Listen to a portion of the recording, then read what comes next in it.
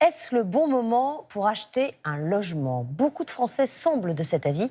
Avec la baisse des taux de crédit, le nombre de prêts contractés a bondi de 71% en un an selon la Banque de France. Quel type de logement ont-ils acheté? Pour quel prix? Reportage de Johan Mavière et Yann Moine. Et voilà, je vous en prie. Merci. À 27 ans, ce jeune médecin cherche à acheter son tout premier appartement, 50 mètres carrés, dans l'Est parisien. C'est un mur qui n'est pas porteur, parce que ça c'est une cloison mobile. Prix affiché, 448 000 €. Ce qui l'a poussé à visiter, c'est la baisse des taux et l'accord de sa banque pour un futur crédit. J'ai toujours été locataire jusqu'à présent, j'habite pas très loin. Donc certes, ça risque de me coûter plus cher que maintenant mensuellement, mais normalement ça rentre dans les clous.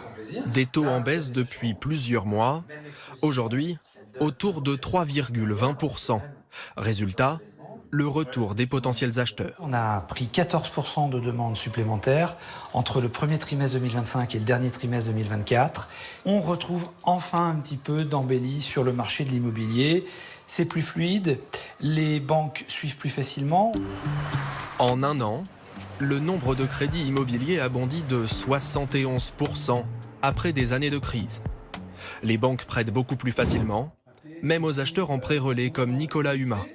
Lui n'a pas attendu de vendre son appartement pour se positionner sur cette maison.